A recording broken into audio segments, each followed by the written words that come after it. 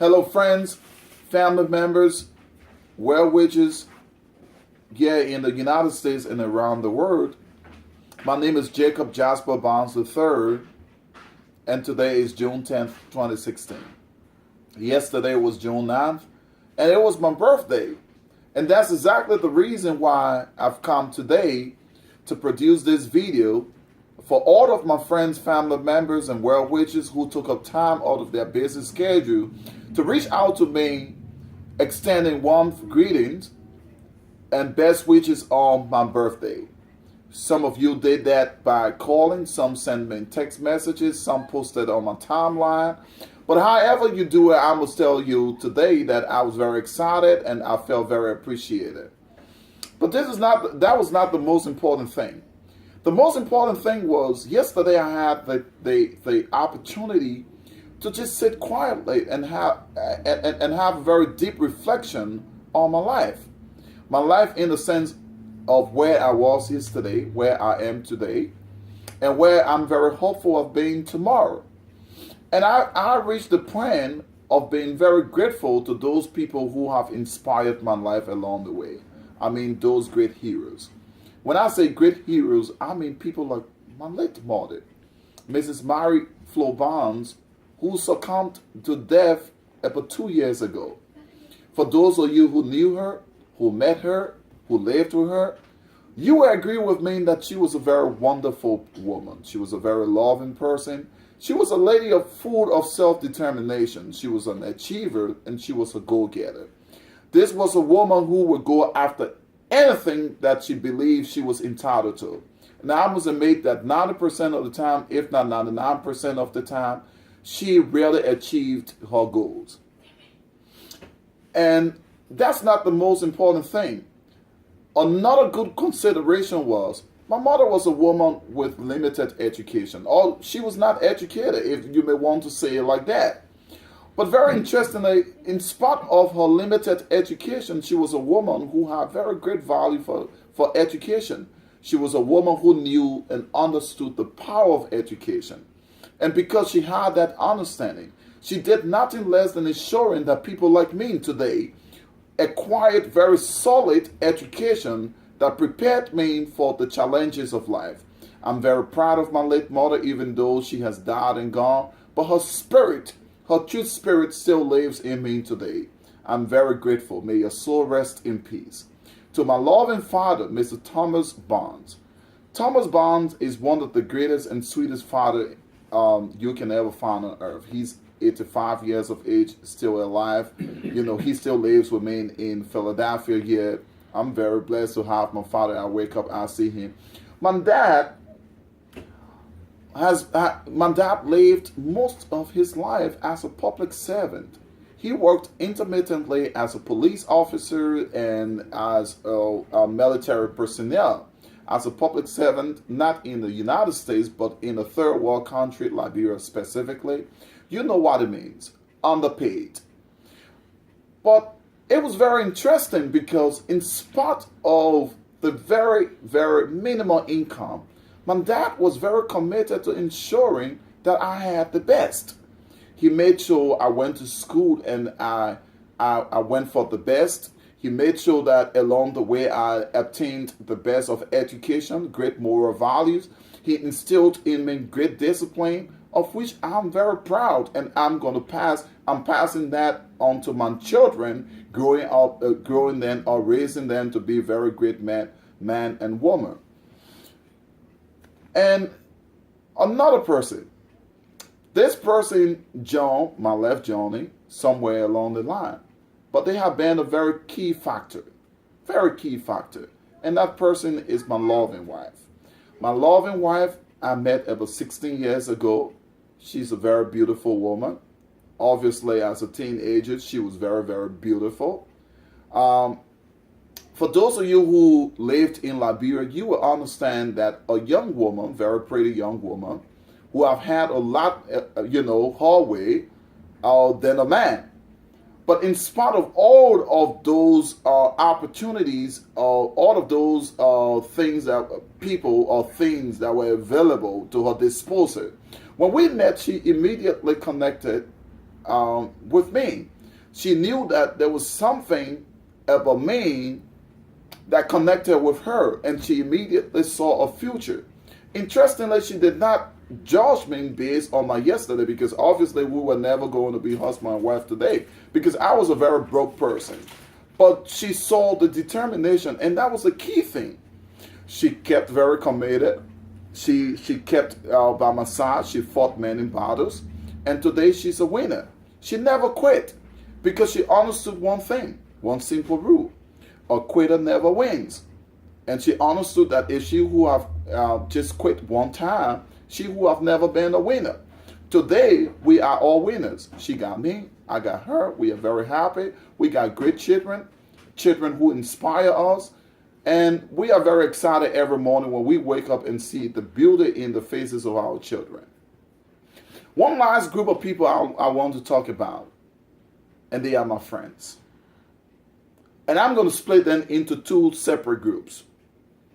And the reason is because those two separate groups, even though they came with different characteristics, but they were both equally important. And those were friends who had unwavered confidence in me. There were people who trusted me. They trusted everything I said. They never questioned my decision. They never questioned my objectivity. They just went along the way, and they just supported me with, in everything I did. And another group of people were the very critical friends. Critical friends were people who, they critique things along the way. In some instances, these friends were very critical negatively. There were people who questioned almost everything I said, everything I did. But I loved it, because I drew a lot of energy from these group of people. These group of people kept me very aware of myself, the decisions I made, the things I did, the goals I set. They reminded me every day when I woke up, I was very, very convinced that I had to do the right thing, because I was not going to make my critics believe that I was doing something wrong. So I drew a lot of energy and a lot of inspiration from these people. Let me just say this to you, and that's going to make me to digress a little bit. When I was growing up as a young man in the 90s in Liberia, when the Civil War was going on, there were times that we had temporary peace, and things would go back as being normal, and we just move on. And because my mom and dad didn't work at all during the period of the Civil War, I had to get out there as a young man, to be able to do something, to make some money, to be able to get my basic necessities, and just keep going. And one of the things I did was to help as a daily hire out in the field with construction workers, bringing water, digging foundations, and bringing bricks to people to lay foundation. And one day I stood and I watched for a while. We would dig foundations about 5, 6 or more feet deep. And at the end of the day, what we did was we would watch those construction workers lay bricks in those foundations and raise it up and fill those foundations. So everything we did, the foundations we dug, the bricks that were laid in it, they were all covered at the end of the day, and nobody saw them. But yet we were under sometimes 110-degree Fahrenheit sun, making sure we dug those foundations. And all people saw at the end of the day were those beautiful structures. Now I asked myself one day, I was like, if nobody saw those foundations after we had done everything we did, then why was it important in the first place that we had to dig those foundations? But then I answered myself, it didn't matter who saw those foundations. What was most important was the fact that those structures were on solid foundations. And that is the same thing with our lives. Our parents, or those people who inspired us along the way, either directly or indirectly, were contributing significantly to building our solid foundation. Now they cannot be seen, But the great work that they did along the way can be manifested in what we do today. And that's why I've come to the point to speak to you on the topic called building a solid foundation. It's very cardinal. I'm going to speak with you on 4 key points, and I call them the 4 pillars of solid foundation. And that's very important because the number 4 represents perfect balance, like any table has 4 legs. Without one, it's not balanced. So it's important. If you got a pen and paper, I encourage you, grab a pen and a piece of paper, because you're going to mark it down. And you're not going to forget about any one of these 4 pillars for the rest of your life. And you might call me in days, you might call me in months, and you might call me in years. And tell me, here, Mr. Barnes, I listened to your video when you spoke about building solid foundation and the 4 pillars, and I key into your teaching, and my life has changed. And I would be excited to hear that kind of testimony. Number 1, when you want to build your foundation on God. Know God. God is the creator and preserver of all things. You know, in the book of 1 Timothy chapter 6, verse 13, Paul wrote to Timothy and said, God is the giver of life. If God is the giver of life, and it's true life that we get everything, then God has everything. And that's why it is so important that anything we do in life should be based on God. In the book of John 10:10, what did the Bible say? The Bible said, the thief comes to steal, to kill, and to destroy. But Jesus Christ, the Messiah, has come to give life. And not only he has come to give life, but he has come to give life and life abundantly. So if you build your foundation on God, you will always have life. And if you have life, you will have everything else. Number 2, and it's very important, build your foundation on family. You must always consider great family values when you build your foundation. A family that will be a safe harbor from the storm of the enemies. There's going to be a lot of storms along the way, but you have to build a family that will be able to stand the test of times. And let me make this clear to you. When I say family, I just don't mean a man and a woman, or a man and a woman and children. That's not all about family.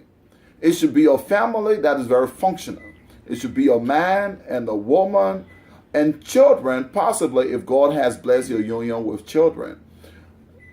You know, and then the man, the woman, and the children all should have the fear of God, and they should all understand their own unique responsibility, and that's going to make a functional family. If you have a functional family, you are bound to have successful children. Children that will make you proud, children that will look after you tomorrow, and children that you will be very, very grateful that God has blessed you with. Let me tell you something, and keep it out the back of your mind. Don't be distracted by people around you. People might say all kinds of things about your family. People might try to make you seem like you are something else. Don't be carried away, because those people will always exist.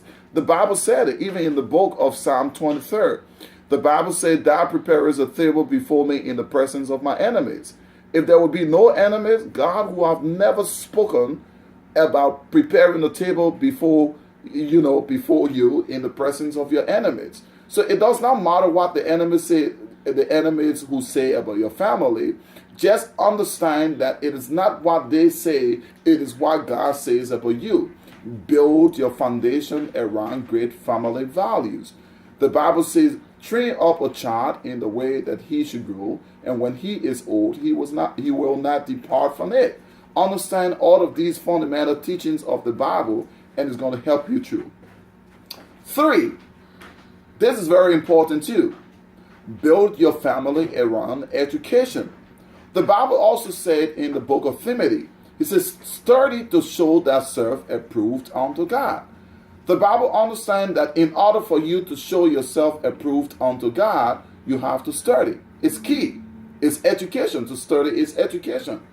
But let me make this very, very clear to you, because a lot of times people have made that mistake. The difference between education and credential. A lot of times people will ask, what is education? Does it have to be formal education? Do you have to have a bachelor, master, or doctorate degree? Fine, fair enough. If you can have a bachelor, master, or doctorate degree, that's great. But that's not all about education. Education is your ability to impart others' life positively. An educated man who does not impact people's lives positively is not an educated man. All you have is a credential. You have seen a lot of people who masquerade with credential. They say, I got a bachelor degree, I got a master's degree, I got a doctorate degree. They might hang it out on the walls in their home, which I don't have a problem with. But don't hang degrees out on your walls when you're not going to impart people's lives. Because what's going to happen is you will have the credential, but you will not have the education to commensurate with the credential. Let me read a quote written by a very prominent person, a very powerful person, a powerful quote, and a very powerful person, and that's Martin Luther King Jr. He said, the function of education is to teach one to think intensively and to think critically. Intelligence plus character. That is the goal of education. Intelligence plus character. If you are educated, you must be intelligent. And not only that you must be intelligent, you must have the character. And a lot of us do not have that character. A lot of people who are so-called educated do not have the character or the integrity to support the education. Hello? All you have is credential and not education. And get that straight. Last but not the least, humility. Humility. A lot of us don't have it. A lot of people do not have a humble spirit. And that is very important. You need to have a humble spirit. Humility will take you far. The Bible talks about people who exalt themselves. The Bible says, for those who exalt themselves will be humbled. But for those who humble themselves will be exalted. And not only that, but the Bible also talks about humility being the fear of God. And the wages of humility will be riches, honor, and life. If you are humble, you are bound to be rich, you are bound to be honorable, and you are bound to have life. I hope you key into those 4 points I've brought forth. Balance your life on it. Be blessed. Remember that. Remind yourself. And I can assure you that once you live by those 4 keys that I've given you today, your life will never remain the same. Again, my name is Jacob Jasper Barnes III. I'm very excited to do this video. I believe this is one of my first inspirational videos. Let me know what you think about it. Criticize it if it doesn't meet your expectation. Comment positively about it if it does meet your expectation. If you do think that it has touched your life, don't hesitate. Shoot me an email and let me know how it has impacted your life. My email again is jjbarnes, jjbarnes 002 J as in Jacob, J as in Jacob, Barnes like Barnes and Noble 002 @yahoo.com. Have a great day and hope to speak with you again. Thank you.